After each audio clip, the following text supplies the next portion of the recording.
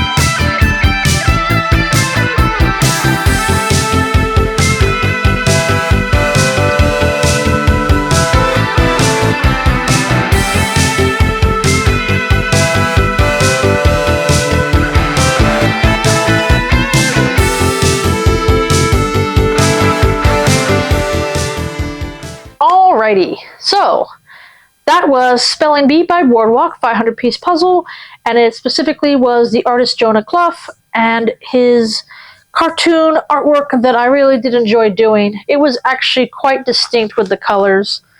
Let's see if it does a decent pickup test. It may not. Sometimes Boardwalk's a bit finicky. I think the bottom of it wants to pick up, but no, it's getting a little loose. Loose. Can't pick it up, unfortunately. But it was actually quite a lot of fun. Now, I didn't quite do my strategy of doing the border first. This is actually a normal cut for Boardwalk, and they didn't do any like random cut or anything, so I should have been able to do the border, and the border should have been relatively easy because the colors are pretty distinct, especially at the bottom. But there was a point when I was doing the very top part of the spelling bee area, and they just had that blue gap here, and there were two pieces. I'm like, where did they go? And I thought I might have had two extra pieces, but it was this dark guy's blue shirt down here. I didn't realize that I was covering it.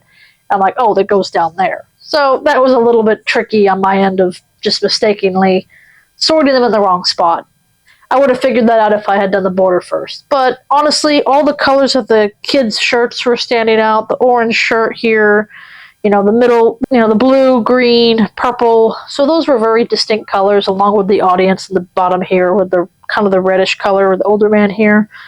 And so I just kind of pick and placed it, basically, and it just came together pretty quickly. And my time was 39 minutes and 32 seconds. So we did successfully get under that 40-minute mark for a competition puzzle. So I'm super happy with that result. But where did it get me in the rankings? You think under 40 minutes I should be in the top, right? People are also getting faster. It's the thing. I'm getting faster, everybody else is getting faster on top of it. And that got me 19th place out of 281. So top 20, not too bad for place-wise. I think there was one more person behind me that was under 40 minutes. And so I do think that it was a good time for the puzzle. And I think if I had just maybe done the border first and properly done my technique that I've been practicing, I might have been a little bit faster at it. But I'm pretty happy with this time. I really cannot complain about it. And so, you know what? We succeeded in getting under that 40-minute mark. Alright, so that was the 500-piece new release. And actually, I did two other contests that day. The 300-piece here. And this one is called Harbor by the Sea, the Gallison Puzzle 300 pieces, which I don't think I've done one of the 300s before. So this was a new thing to do. And I thought they maybe have the two-prong thing again, but if I'm remembering correctly, no. So they've kind of diversified their piece shape, which is kind of nice, in case we have to shape sort, basically. But it was a cute housing, harbor scene, a little bit of green going on. And honestly, I think I just had a poor start with this one, if I remember correctly. I was kind of all over the place. And I really started at the bottom with the harbor here, and I just kind of worked my way up, and then I did the sky and finished off with the houses. But I completed this in 20 minutes and 57 seconds. So I was under 21 minutes. Not too bad. Just missed the 20-minute mark, unfortunately. But we're getting there. It's going to happen with the 300. If the 40-minute subs are happening with the 500s, the 300s are not far behind. I do think it's slightly harder to get 300 under 20 versus 500 under 40. It might be on par with each other. I'm not sure. But that got me 9th place out of 176. So top 10. Can't complain with that.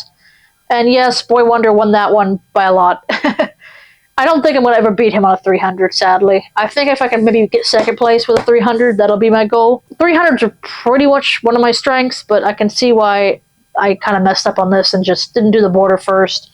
Didn't do my normal tactics, and it slowed me down just enough to fall out of the top 5.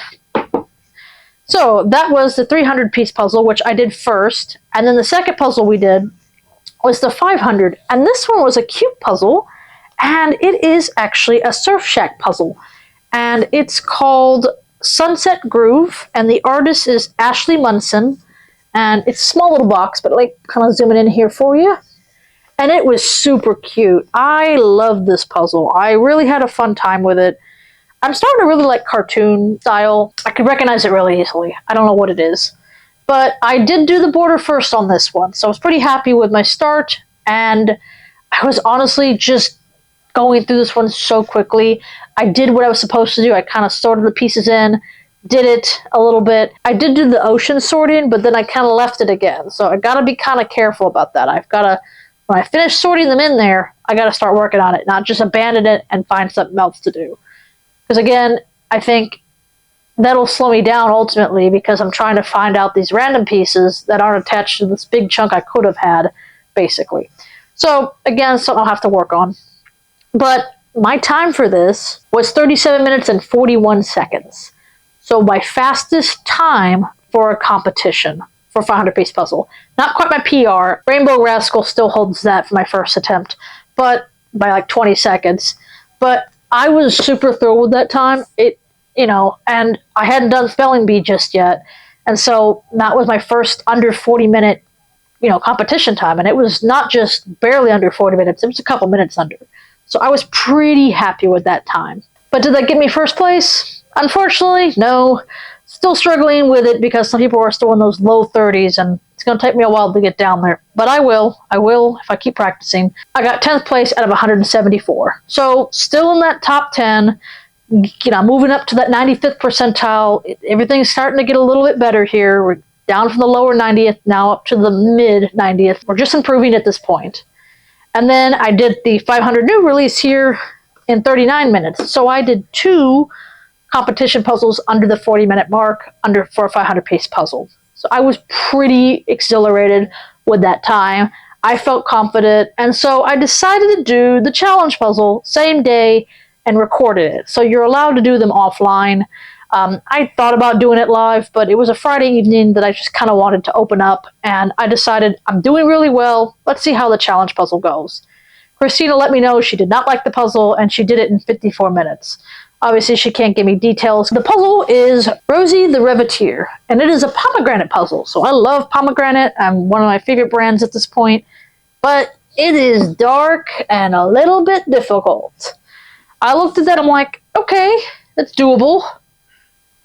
I'll just shoot for under the hour, honestly, for this one. The challenge puzzles, I think I kind of just eliminate any other goals but stayed under the hour because they're just hard. They're supposed to be difficult and test you out. And it was the basically July 4th type of weekend, so definitely American style. And I love this puzzle, actually, despite how difficult it was. And my time for it was 1 hour, 12 minutes, and 28 seconds, which is long, which is way, way above my goals, unfortunately. And honestly, I was doing pretty good with it until her jeans. And then I got really stuck. I had to shape sort. And even with the shape sorting, I was kind of struggling with the dark pieces. So I think I was about just over the hour mark when I got to this part. So again, it was okay, but not my best time on this, unfortunately. But I somehow really liked the puzzle. I liked, the American flag wasn't too bad. The blue I sorted out and started doing. The top part of her was okay. The machine gun here was pretty much fine. But yeah, the dark jeans were a bit of that was like my only least favorite part of the puzzle. That's just it. But so I'm keeping this one. I really did enjoy it. I kind of started casually doing it at the end. I was just like, it's not a good time. I'll just kind of keep going, but not like pushing myself. I just kind of enjoyed it. And so I do have it here, still kind of intact. Here we go. So I had a lot of fun with it. I was told by many people they did not like it, so that was unfortunate, but it's the challenge puzzle. It's supposed to be harder. So I'm not too upset with that time for this puzzle in particular. And that got me 12th place out of 52, which, I think a lot of people have started to back off the challenge puzzle because less and less people I see are doing it. And Christina got second. I believe Irina got first with 51 minutes on this one. I struggled, busted at the end, and just did my best. And honestly, I think this month's puzzles were the best selection out of all the ones I've done so far, at least this year. It's hard to compare for last year because I only did a couple a month.